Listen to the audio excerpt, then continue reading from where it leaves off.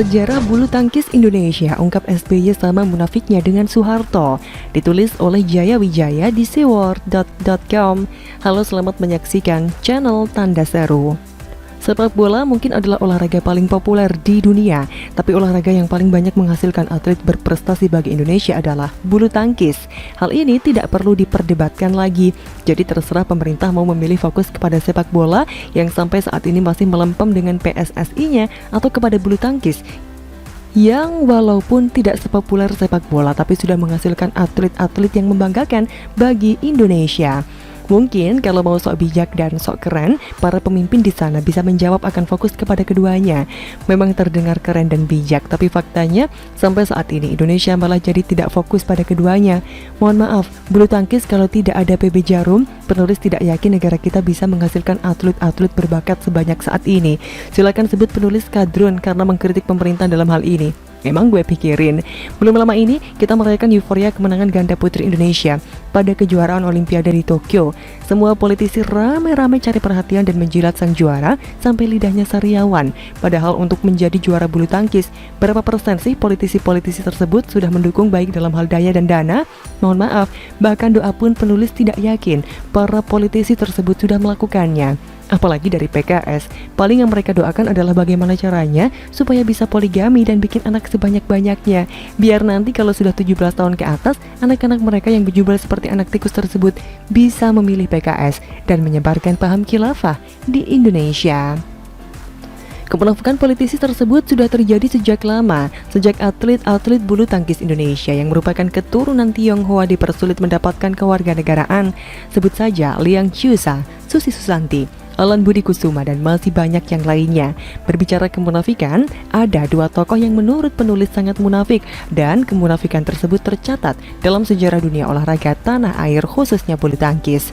Soeharto jelas adalah salah satu tokoh paling munafik yang tercatat dalam sejarah.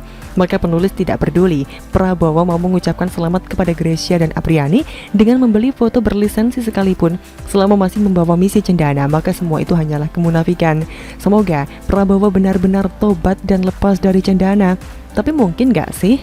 Jujur, penulis ragu. Salah satu contoh kemunafikan Soeharto adalah menjelang Olimpiade tahun 1992, di mana beliau menelpon Susi Susanti dan meminta kepada Susi Susanti untuk membawa medali emas demi membanggakan Indonesia.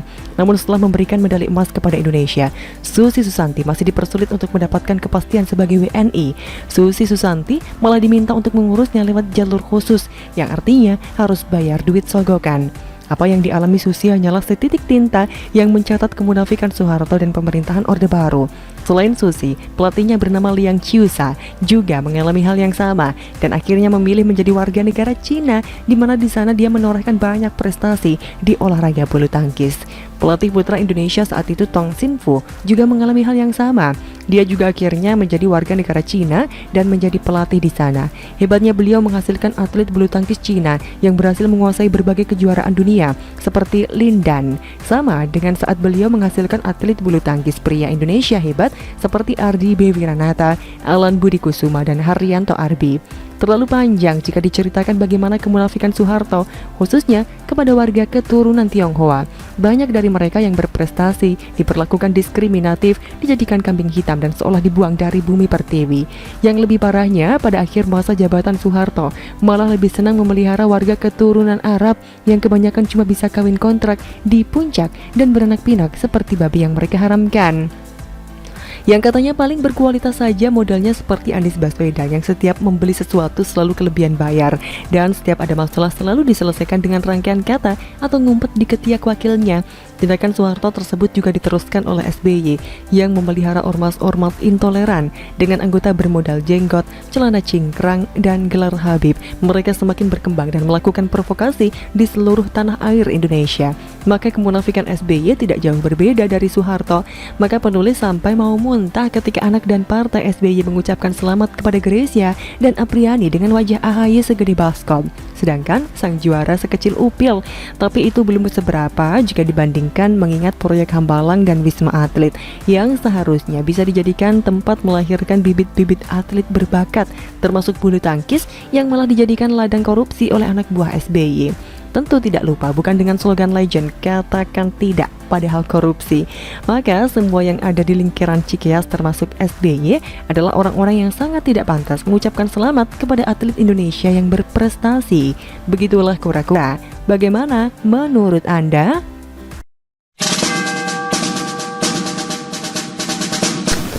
Jokowi bakal hajar PDIP jika Mega CS jual bacot, ditulis oleh Anto Cahaya di seaword.com. Halo, selamat menyaksikan channel Tanda Seru. Bagi yang concern terhadap politik pasti sangat paham bahwa dalam politik tidak ada kawan dan musuh abadi. Politik dalam praktiknya merupakan proses untuk mempertahankan, meraih dan mengambil bagian dalam kekuasaan. Karena ini soal kekuasaan maka berlaku dalil tidak ada kawan atau lawan yang abadi di politik. Yang kemarin musuh sekarang kawan, yang kemarin kawan menjadi lawan. Politik itu memang begitu wataknya. Jokowi dan Prabowo adalah contohnya.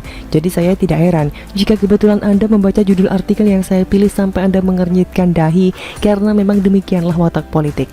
Apapun bisa terjadi. Jika kepentingan bersama menjadi pondasi dan saling menguntungkan, maka jadi kawan.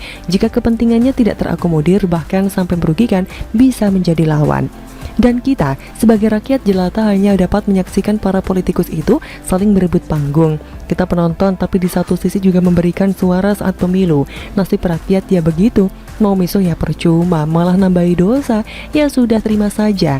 Dan itulah yang akhir-akhir ini terjadi pada pemerintahan Jokowi yang sudah masuk di tahun kedua. Dalam periode keduanya memimpin Republik Indonesia, yang artinya Jokowi sudah berkuasa selama 7 tahun dan pada 2024 mengakhiri masa jabatannya.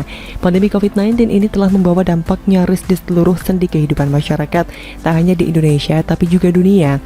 Jika sebentar saja kita tengok kondisi di negara-negara lain, banyak masyarakat mereka yang protes melakukan demo menuntut Perdana Menteri atau Presiden mereka mundur. Dan cilakanya, yang mematik masyarakat protes adalah para politikus di dalam negeri mereka sendiri. Biasanya para oposisi atau kelompok yang memiliki kepentingan untuk berkuasa, rakyat yang jadi korban hanya diperalat. Tak ubahnya di dalam negeri kita Indonesia. Hanya saja sejauh ini, protes atau demo yang terjadi negara kita masih dapat diredam. Tapi perlu diingat, ini seperti bom waktu. Sewaktu-waktu bisa saja meledak jika para politikus di Indonesia terus-menerus membombardir kritik kepada pemerintahan Jokowi, memanfaatkan situasi. Untuk itu para aparat dan yang berkaitan tidak boleh lelah dan lengah, harus terus waspada dan siaga. Sekecil apapun pergerakan yang berpotensi merusak, baik yang datang dari kelompok atau masyarakat harus dapat dicegah. Jika salah memetakan dapat bubrah. Saya melihat usaha bermain api dengan memanfaatkan pandemi ini tidak hanya datang dari oposisi, tapi sekarang juga datang dari partai koalisi. Tentu situasi ini cukup membuat masyarakat jadi makin sumpek. Banyak yang berasumsi jika partai hanya mementingkan kelompok mereka sendiri, rakyat hanya dijadikan alasan pembenaran atas apa yang sedang terjadi. Semua bicara atas nama rakyat. Partai koalisi yang sekarang sedang bermain api sampai detik ini, PDIP. Padahal PDIP adalah partai koalisi pendukung utama pemerintahan Jokowi. Melalui PDIP dan partai koalisi Jokowi naik menjadi Presiden RI. Tapi kini PDIP ikut memanfaatkan situasi, tak ubahnya partai oposisi. Ketua Umum PDIP Megawati Soekarno Putri merestui manuver para kadernya atau anak buahnya, dimotori oleh Puan Maharani yang tak lain anaknya sendiri, menyerang Jokowi dan para menterinya. Hal ini dipicu karena iri dan dengki partai PDIP yang kepentingannya tidak terakomodir. Megawati Ketua Umum PDIP tidak rela jika Jokowi memberikan panggung nasional kepada menteri yang bukan kader dari PDIP. Seperti yang kita ketahui, untuk penanganan COVID-19 secara nasional diserahkan kepada 2 menteri senior yang datang dari Golkar, masing-masing Luhut Binsar Panjaitan dan Airlangga Hartarto. Bagi rakyat, tidak penting siapa yang mengomandani situasi saat ini. Rakyat hanya ingin situasi dapat segera terkendali. Jadi para partai yang meributkan soal kepentingan sudah pasti akan berhadapan dengan rakyat. Rakyat sekarang sudah cerdas. Mana tokoh atau partai yang serius bekerja untuk rakyat atau yang sekedar memanfaatkannya saja. Hukuman yang paling tepat adalah saat pemilu nanti.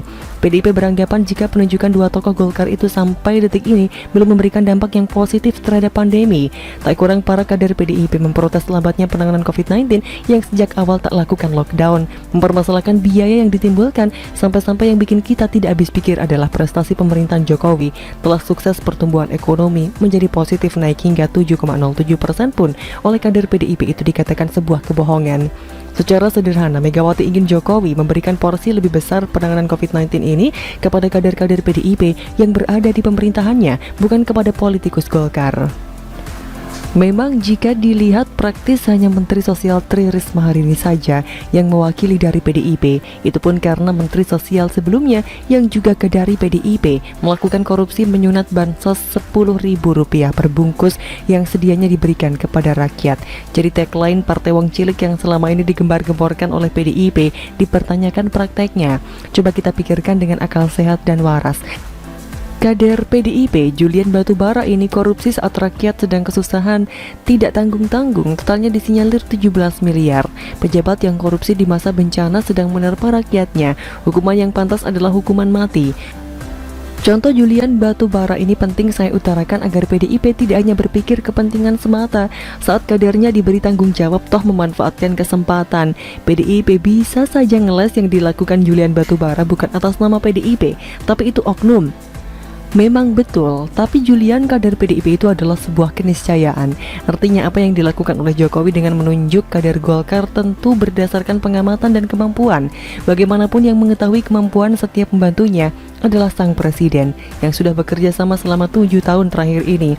Rakyat juga sudah melihat kesungguhan pemerintahan Jokowi dalam mengatasi pandemi. Semestinya janganlah hanya karena kepentingannya tidak terakomodir, kemudian ikut merecoki pemerintahan yang sah. Alasan Megawati yang takut suara PDIP turun karena gagalnya Jokowi mengatasi pandemi hanyalah bualan. Perlu sepertinya kader PDIP buka matanya. 85 juta suara nasional rakyat dukung Jokowi di tahun 2019 dan dari PDIP sumbang 27 juta suara nasional. Jadi ada 58 juta rakyat Indonesia yang memilih Jokowi tidak melalui PDIP. Suara di luar PDIP adalah suara rakyat yang melihat ketokohan Jokowi. Padahal jika mau jujur, 27 juta suara yang berhasil PDIP kumpulkan di dalamnya juga ada sumbangan suara karena melihat sosok Jokowi. Atau istilahnya PDIP mendapat efek jas ekor karena Jokowi.